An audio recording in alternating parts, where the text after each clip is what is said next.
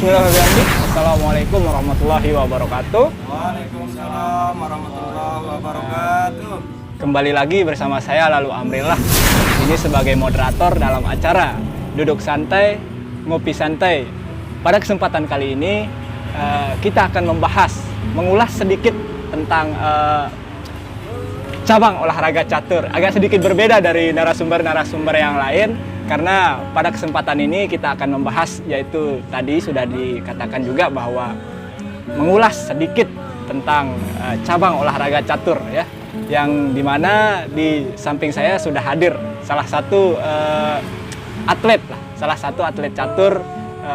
Kali ini berbeda ya, satu-satunya di podcast kita narasumber kita perempuan kali ini, dan beliau adalah salah satu atlet catur di Lombok Timur. Sampai sekarang masih aktif ya. Nah, itu yang akan kita bahas nanti, mungkin sedikit sejarah umum lah sebagai pengetahuan untuk para subscriber tentang bagaimana sih sejarah singkat catur ini dan bagaimana perjalanan narasumber kita dalam hal percaturan di Lombok Timur lebih khususnya ya, karena beliau adalah salah satu atlet sampai sekarang, atlet catur di Lombok Timur. Nah, untuk lebih dekatnya mungkin subscriber atau penonton penasaran tentang narasumber kita, mari kita silahkan untuk memperkenalkan diri terlebih dahulu. Silakan.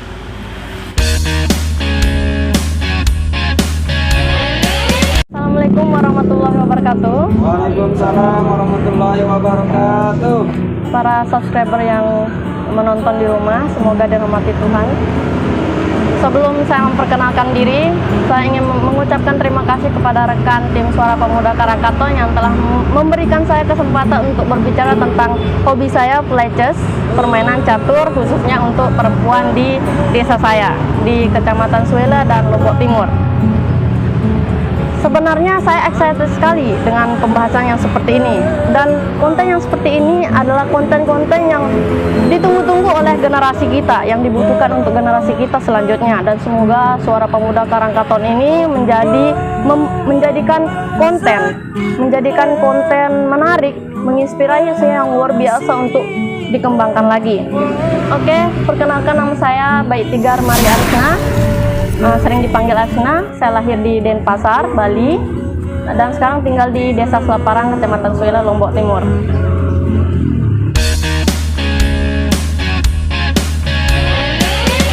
Baik, itu dia perkenalan dari narasumber kita pada kesempatan kali ini. Mungkin yang ingin mengetahui lebih dalam tentang narasumber kita, atau biasa kita panggil Arisna ya. Mungkin saya panggilnya di sini Arisna saja ya, biar soalnya kalau di podcast ya biasanya manggil Bang kan gitu. Masa kita panggil Bang, nggak mungkin juga, karena ini adalah satu-satunya narasumber kita yang perempuan, yang mudah-mudahan menginspirasi atau memberikan motivasi kepada para penonton di luar sana untuk mungkin lebih tertarik dengan dunia atau olahraga cabang catur ini. Mudah-mudahan seperti itu ya. Karena kita pada kesempatan ini konsep kita adalah duduk santai, ngopi santai. Mungkin untuk lebih biar nggak tegang ya, kita ngopi dulu ya. Silakan.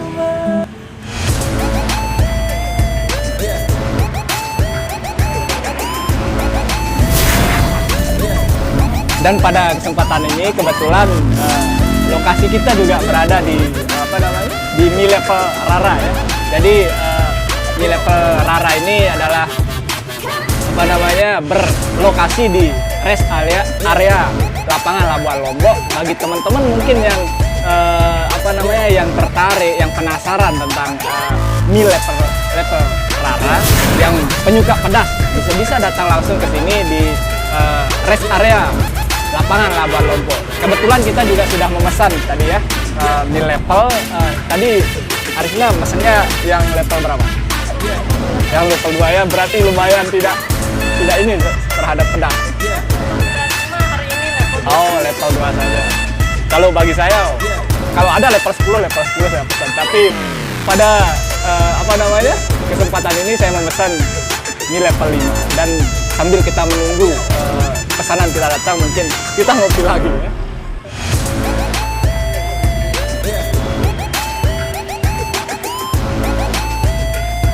Nah, kebetulan pesanannya datang ya. Ini yang level 5 kan? Ya.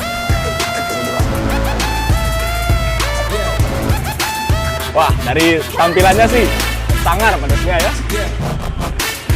Mungkin bisa langsung dicicipi ya yang level 2 sama yang level 1.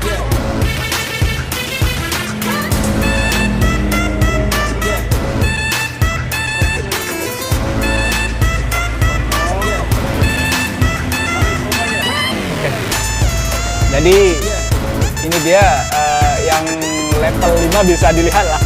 Cabenya sekitar 20 biji wajib cabenya. Dan untuk yang level 2 mungkin 10 biji cabai. Dan mudah-mudahan ini tidak membuat sakit perut ya, mudah-mudahan. Cuma karena saya pernah merasakan juga nih yang level 5 masih aman lah di perut saya. Jadi aman. Nggak tahu nanti untuk narasumber mungkin. Dan ini juga termasuk komplit ya, dari apanya, komposisinya ada telur, ada sosis, ada mentimun, dan ada kerupuk. Dan ini berkisar dengan harga dari 6.000 sampai 12.000. Ini sangat murah loh, dan dengan isian yang segini saya rasa ini sangat worth it lah untuk untuk dicoba. Silahkan dicicipi dulu.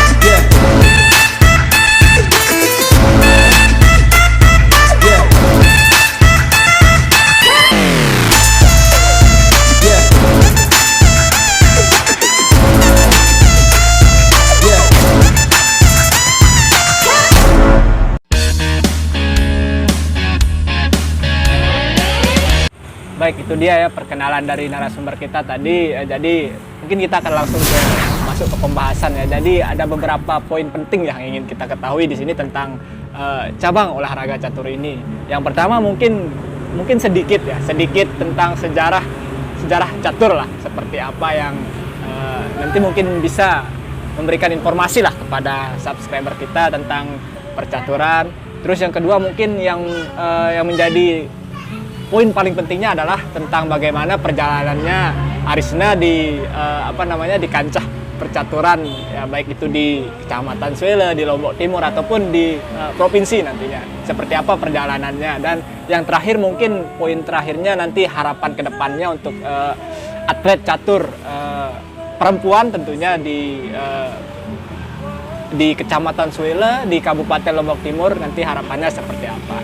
Nah, mungkin kita langsung ke pembahasan yang pertama ya, tentang mungkin bisa jelaskan atau paparkan sedikit tentang sejarah umum tentang percaturan ini. Disilahkan.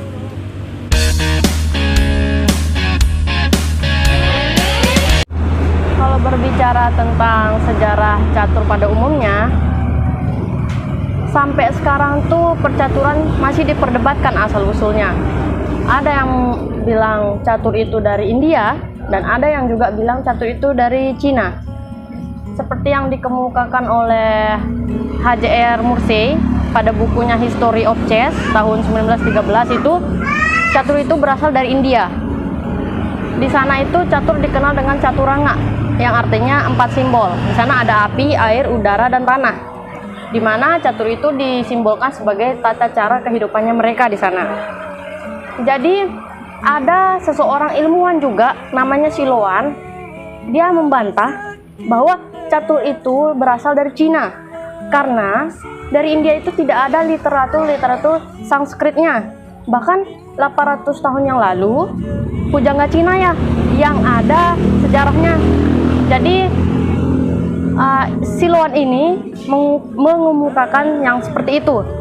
Tapi catur yang ditemukan pujangga Cina itu tidak seperti catur yang pada umumnya kita lihat sekarang. Catur yang berbentuknya dahulu itu bulat-bulat dan ada 4 saja yang digunakan, yaitu raja, benteng, kuda, dan peluncur atau gajah. Jadi pada abad ke-9 catur mulai dikenal di Eropa, di penjuru dunia.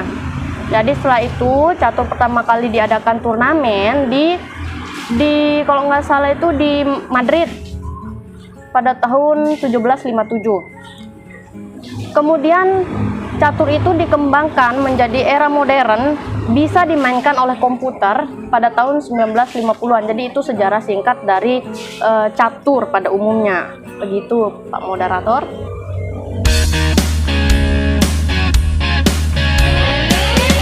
Baik, itu dia tadi penjelasan tentang bagaimana sedikit sejarah singkat dari catur ini, dari mana dia berasal. Itu ada perdebatan lah tadi ya, tentang ada yang mengatakan dari India catur itu, dan ada yang mengatakan dari Cina. Dan mungkin setelah kita mengetahui sejarah sedikit tentang catur ini kita masuk ke poin yang paling penting menurut saya untuk diskusi kali ini, tentang bagaimana perjalanan Arisna sebagai atlet catur, dari sejak kapan tertarik dari percaturan ini, dan siapa yang memotivasi Arisna untuk masuk untuk belajar dan sebagai atlet catur di Lombok Timur ini. Nah, mungkin itu bisa dipaparkan jelasnya agar penonton ataupun subscriber kita bisa termotivasi, bisa terinspirasi, dan tentunya ingin belajar catur juga nanti. Seperti apa sih perjalanan? Nah, silahkan dipaparkan. Jadi semenjak saya mengetahui catur itu, saya masih duduk di kelas 2 SD. Motivasi saya sebenarnya dulu itu tidak ada. Cuma saya tertarik dengan permainannya yang unik, banyak manfaat dan misterius. Kemudian saya memberanikan diri untuk meminta bantuan kepada mami saya untuk mengajarkan saya, walaupun saya masih duduk di kelas 2 SD waktu itu. Kemudian setelah sekian lama saya belajar, sekolah, istirahat, ada jam pelajaran istirahat di sana kan. Saya mencari orang yang bisa di sekolah, saya mencari orang yang mau mengajarkan saya di sekolah. Kemudian pulang sekolah, itu saja yang saya lakukan. Sampai jam bermain saya potong untuk melakukan latihan untuk mengenal lebih jauh lagi tentang catur ini. Kemudian usaha saya berhasil. Saya duduk di kelas 3 SD. Saya mengikuti pertandingan saya pertama kali tahun 2004, dan di sana banyak sekali orang yang mengikuti, banyak sekali orang yang mendaftarkan perwakilannya, terutama laki-laki dan perempuan. Perempuan itu kalau nggak salah ada 5 peserta, SD Suela, SD Perigi, SD Sapi, dan SD saya, SD 2 Selaparang. Jadi di sana, alhamdulillahnya, saya bisa mengalahkan keempatnya dan menjadi perwakilan dari Kecamatan Suela. Sampai di sana, saya excited sekali. Kenapa? Di sana sendirian saya yang kecil. Dan sampai saat itu ada salah satu seorang pelatih yang saya ingat sampai sekarang, kalau saya itu adalah cabai rawitnya Kecamatan Suela. Begitu. Karena kenapa? Bukan karena saya ini kecil atau postur tubuhnya yang kecil, tapi sendirian saya yang mengikuti pertandingan catur ini di sana, yang masih berusia belia atau masih duduk di kelas 3 SD. Seperti itu. Kemudian saya dibimbing di sini. Saya dibimbing oleh pelatih-pelatih saya, Platda, Percasi, pusat yang ada di sana, memerintahkan Platda Kabupaten untuk melatih saya. Ternyata bukan hanya bermain catur, itu bukan hanya tentang papan catur dan buah atau bidak caturnya saja, tetapi ketika saya mengikuti Platda di sana, ada namanya jam catur dan ada juga notasi catur. Di sana notasi itu berisi tentang notasi-notasi atau langkah-langkah, rumus-rumus yang kita jalankan pada saat kita bermain catur itu sendiri. Kemudian pada saat saya mengikuti kejuaraan daerah tingkat kecamatan, saya mengikuti kejurda tahun berapa ya? Saya lupa, tapi yang saya ingat di sana adalah alhamdulillah dari kerja keras saya, komitmen saya untuk berlatih lebih giat, saya mendapatkan juara walaupun tidak menjadi juara 1 pada saat itu. Saya menjadi juara kedua dan saya dilirik oleh pelatih karena saya di sini dikatakan cabai rawit. Jadi saya dilirik dan dikembangkan, kemudian dikembangkan lagi sampai sekarang saya masih dikembangkan untuk menjadi atlet perwakilan dari kabupaten. Dan insya Allah nanti ada kejurprov dan saya didaftarkan oleh pelatih saya untuk mewakili Kabupaten Lombok Timur tingkat senior karena usia saya lebih dari usia 20 tahun ke atas. Begitu sejarah tentang saya, sehingga saya bisa sampai sekarang menjadi salah satu perwakilan dari Kecamatan Suela.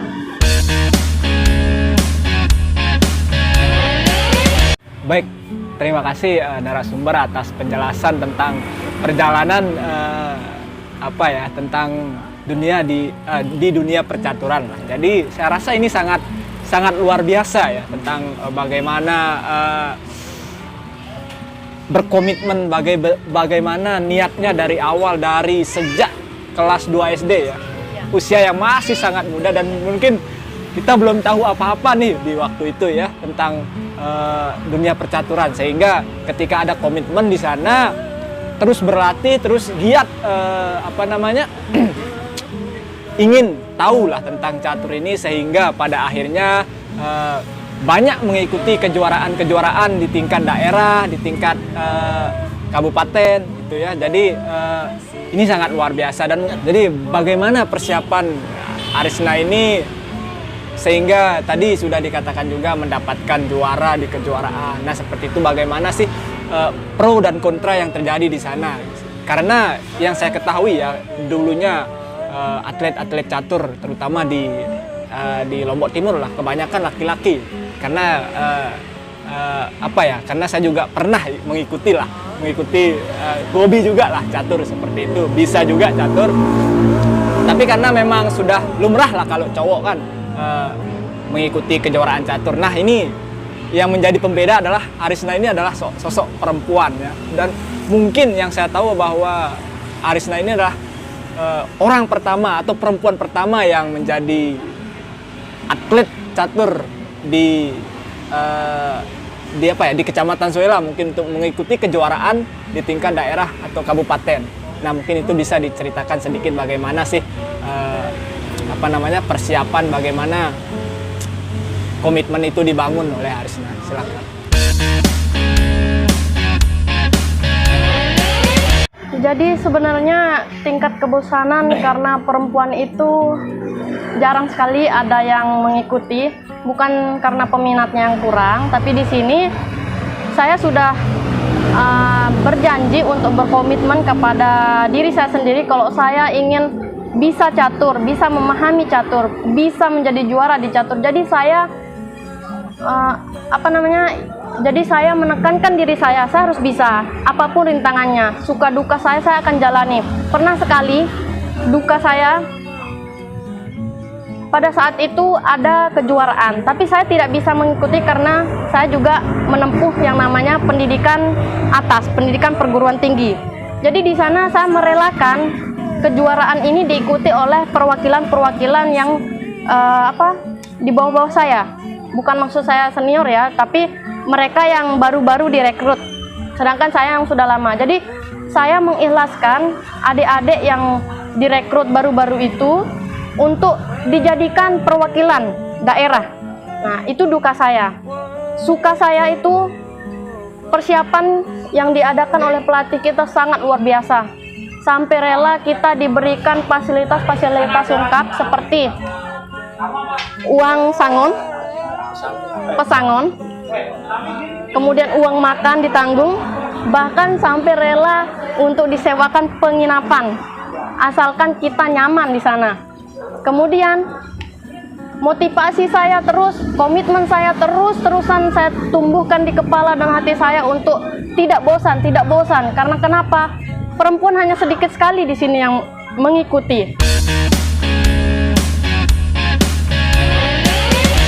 Baik, terima kasih atas penjelasan tentang mungkin lebih ke suka duka di dunia percaturan tadi ya. Jadi kalau kita dengar tadi bahwa ketika kita berkomitmen, berniat, bersungguh-sungguh dalam setiap apapun pasti ada kemudahan di dalamnya seperti itu. Jadi jangan bilang karena mungkin catur kurang peminatnya di apa namanya di Kecamatan Suela, mungkin bukan itu ya, tapi sebenarnya yang mewadahi mungkin yang kurang nanti mungkin bisa dijelaskan tentang harapan Arisna ini sebagai atlet catur perempuan di di Kecamatan Suela, bagaimana harapannya terhadap adik-adik kita mungkin yang masih SMP, masih SMA yang punya minat dalam dunia catur ini. Terus bagaimana harapan Arisna dari kecamatan agar bagaimana cabang olahraga catur ini bisa dikembangkan di Kecamatan Suela dan mungkin bisa besar nanti menumbuhkan atlet-atlet yang berbakat dan berprestasi nantinya. Seperti apa sih harapan Arisna?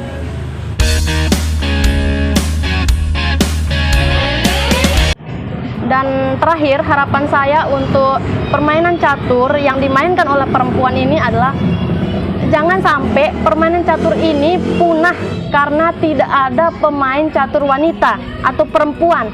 Mari perempuan-perempuan jika bisa dikembangkan lagi. Saya siap untuk menerima tampungan atau mengembangkan bakat dalam permainan catur ini. Seperti itu.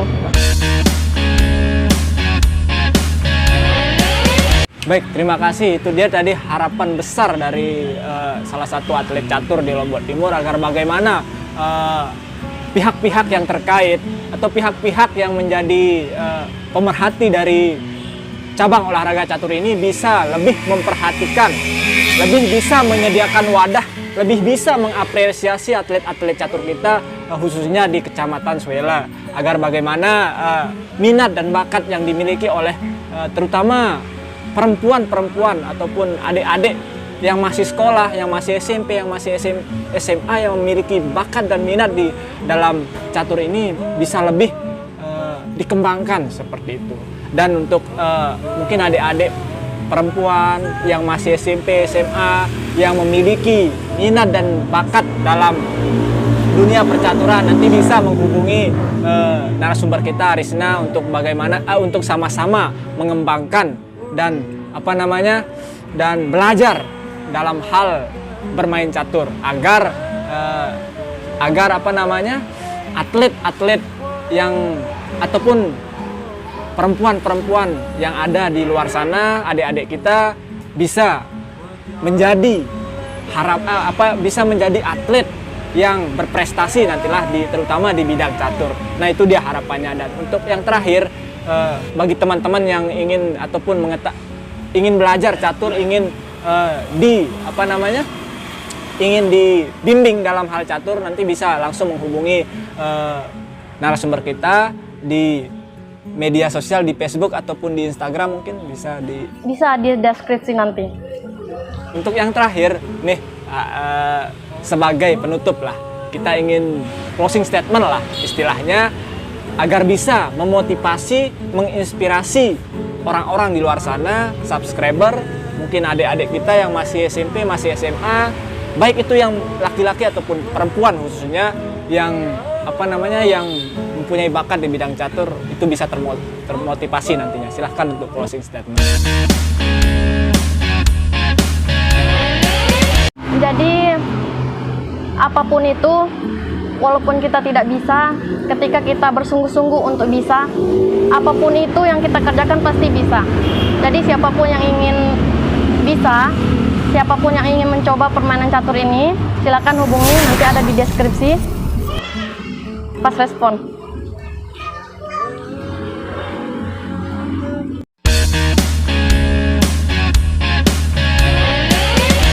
Baik, terima kasih narasumber kita Arisna telah memberikan closing statementnya. Jadi sekali lagi kita ingatkan bagi teman-teman adik-adik kita yang ingin belajar, yang ingin dibimbing dalam hal percaturan, bisa langsung menghubungi narasumber kita ataupun saya bisa juga mungkin memberikan sedikit informasi-informasi terkait catur ataupun membimbing sedikit lah, karena saya juga pernah mengikuti lah kejuaraan catur sampai tingkat provinsi seperti itu. Mungkin nanti kita bisa belajar sama-sama, berdiskusi bareng ataupun belajar bareng lah terkait dengan catur. Nah, jadi poin penting yang bisa kita ambil dalam diskusi ini itu dengan kita bersungguh-sungguh, berniat, berkomitmen, apapun itu bisa kita capai lah. Seperti itulah intinya ya. Jadi jangan pernah cepat bosan, jangan pernah cepat mengeluh, jangan pernah cepat menyerah dalam menggapai apapun, karena itu semua tergantung dari kita sendiri. Kita ada niat, kita ada ikhtiar, bersungguh-sungguh, bekerja keras, apapun yang kita inginkan, apapun yang ingin kita raih, itu akan bisa tercapai. Seperti itu. Dan untuk yang terakhir mungkin saya ucapkan terima kasih atas kehadiran dari narasumber kita, telah menyempatkan diri, memberikan kita waktu lah seperti itu untuk berdiskusi pada kesempatan kali ini. Saya ucapkan terima kasih banyak. Dan wabillahi taufiq wal hidayah. Wassalamualaikum warahmatullahi wabarakatuh. Waalaikumsalam warahmatullahi wabarakatuh.